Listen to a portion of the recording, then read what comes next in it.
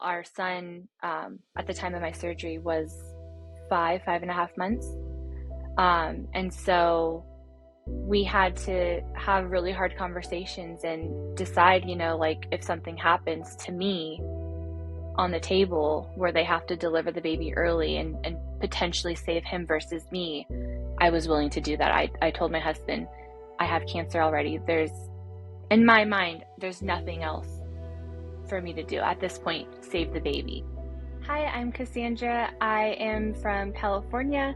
I was diagnosed with stage 4 adrenal cortical carcinoma in October 2021. I'm a mom. I have a 3.5-year-old son named Paxton.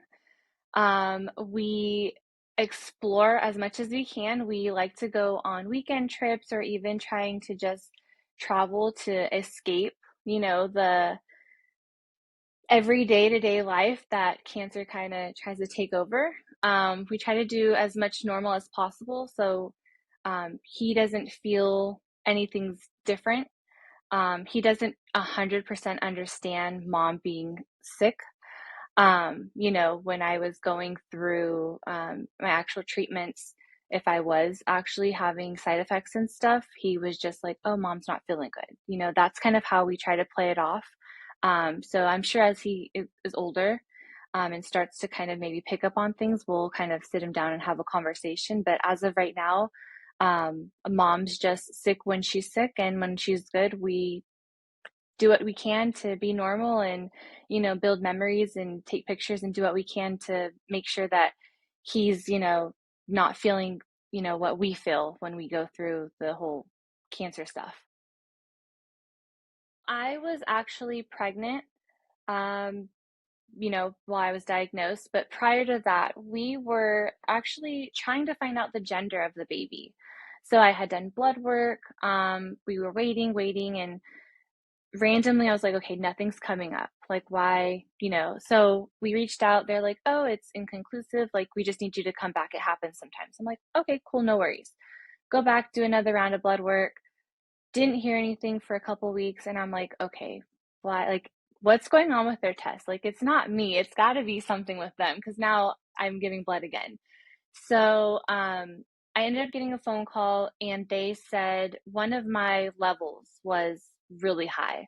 So can't remember the exact name of the level that we were talking about, but it should have been between a 0 and a 1 range, and for some reason mine was at a 70. So that was like red flag right away.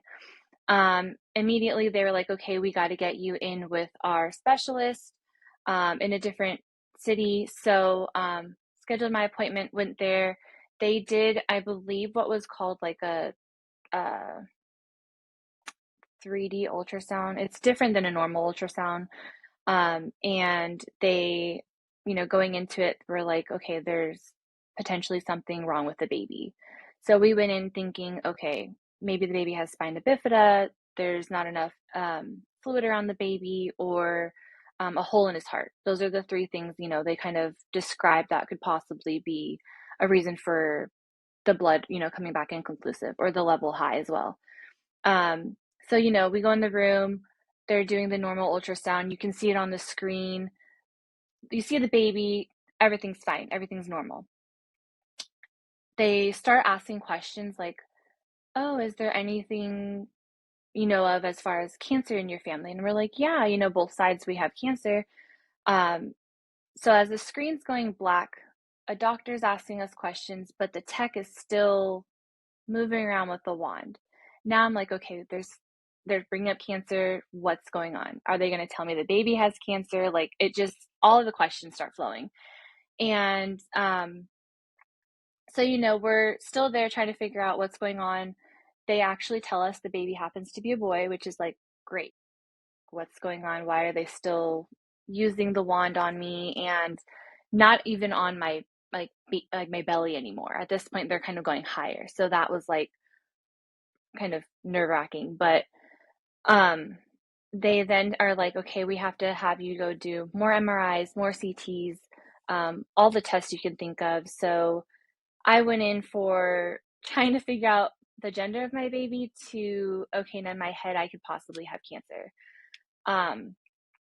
So we did scans, MRIs, um, which led to, okay, now we see something, but we don't really know what it is, and it's gonna lead to a biopsy. At this point, he pulls up the scan. We can see it.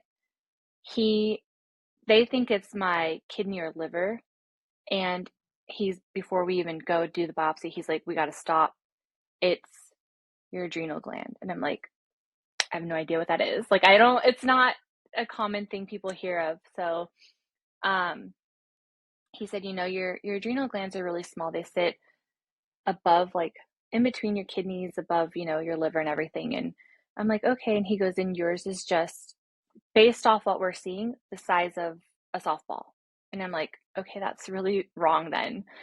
Um, he's like, we got to do more tests before we can officially do a biopsy.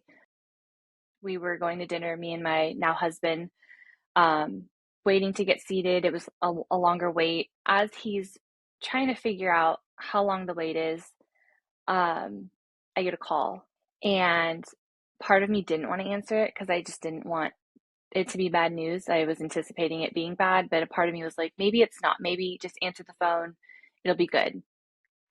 I answered the phone, and I don't know if it was a doctor or who it was really, going over my results with me, but I just remember her saying it came back as adrenal cancer.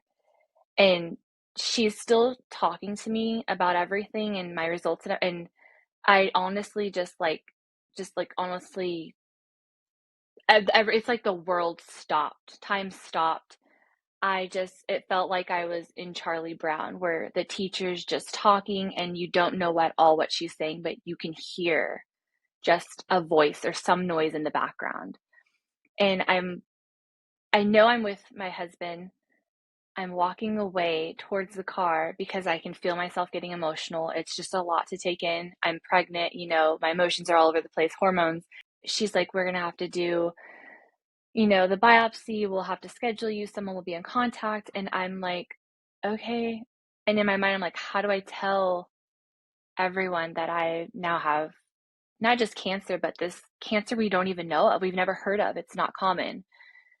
I get in the car and I'm just like sitting there, and he's like, what happened? And I'm like, I have cancer. Like, I don't even know how do I tell you so that you're not emotional, because even the appointment leading up to us having to do all this was emotional in itself. So it was just you go from this pregnancy where, you finally have a baby.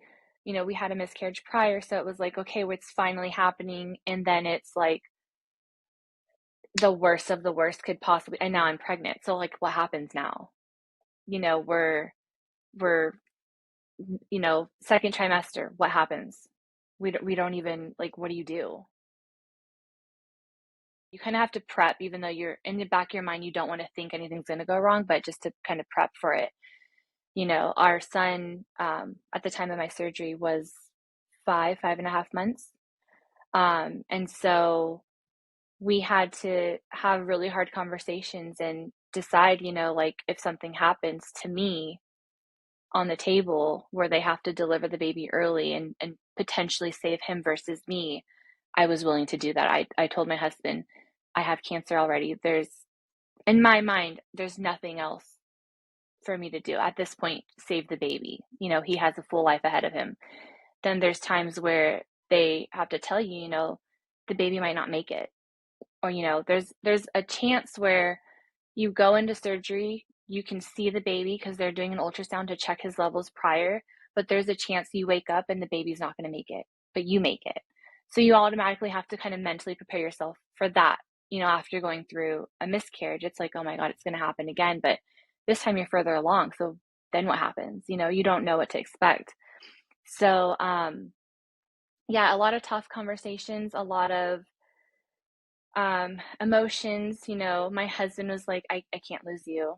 We've been together since high school, practically high school sweethearts. So it's a lot of emotions that were going into those conversations. But, I was, in my mind, there's nothing we can do for me. I don't know what treatment plans they're going to be. We don't know much about this cancer. And so I was willing to risk my life so the baby could be born and be around. That was a piece of me still around for everyone else and not having to worry about cancer. That in my mind, that's just where my mind was going. I was 28 when I was diagnosed, and it's not, you know, it's not something I went around thinking, oh, I'm gonna ever have cancer. You hope you never do, especially coming from a family that cancer runs in. Um, and it's so wild because even thinking now, if I was to ever have been diagnosed cancer, prior to actually being diagnosed, breast cancer. Breast cancer for sure was one I think that's the one I'm going to get. Not that I like want any, but that was the one I for sure thought. My aunt had it. I believe my mom's mother had it. So it's something that ran in our family. And I was like, that's the one of us will get eventually. I've lived, but I haven't lived. I haven't done anything that I planned to do. We were engaged. We had a wedding we were planning.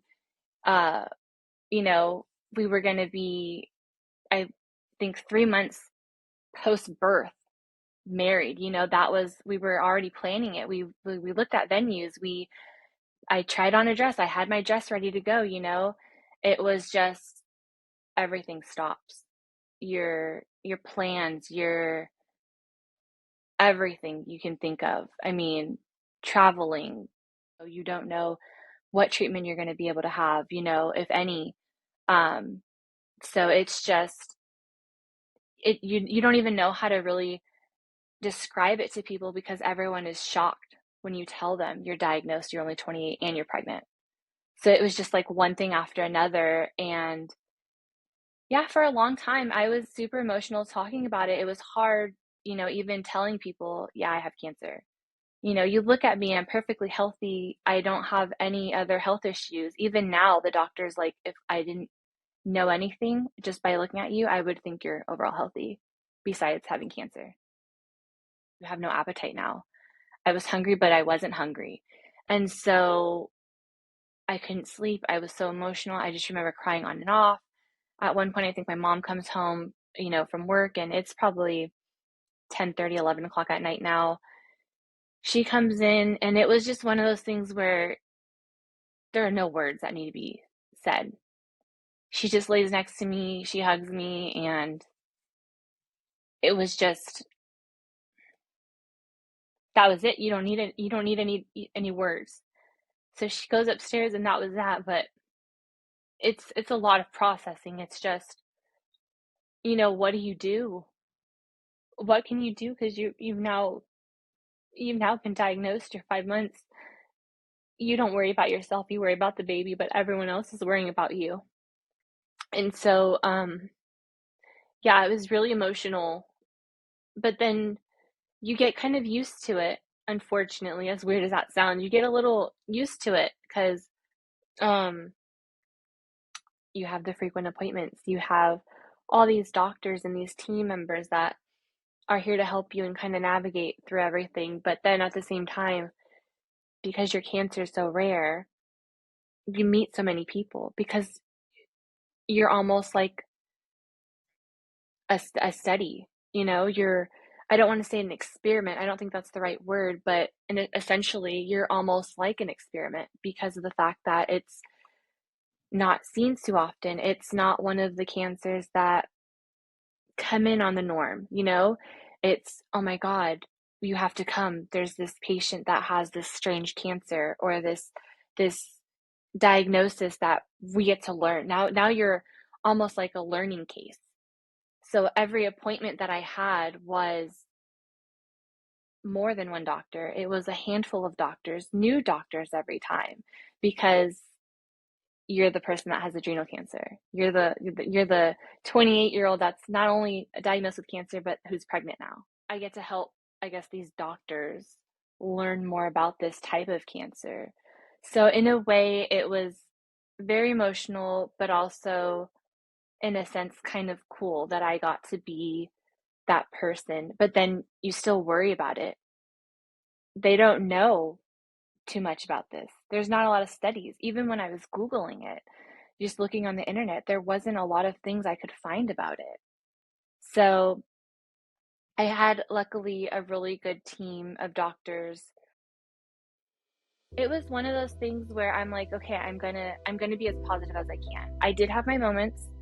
I took a lot of baths just because of the pregnancy in general, but I remember taking a lot more baths because those for me were my alone time. I could be vulnerable with myself. Oh my God, I cried so many times in the bath, and then you wipe yourself up and you get ready to go, and like it never happened.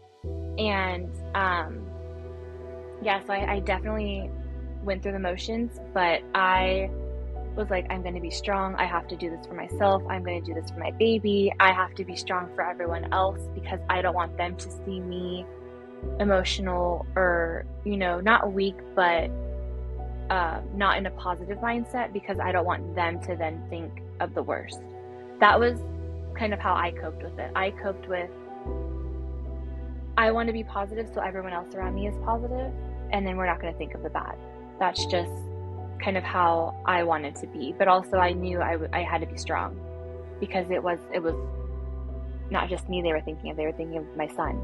So it was one of those things where I guess my mom instincts automatically kicked in. Like, it's not about me anymore. It's for the baby. It's for me, but also, and more so, the baby now. I have to do this for him.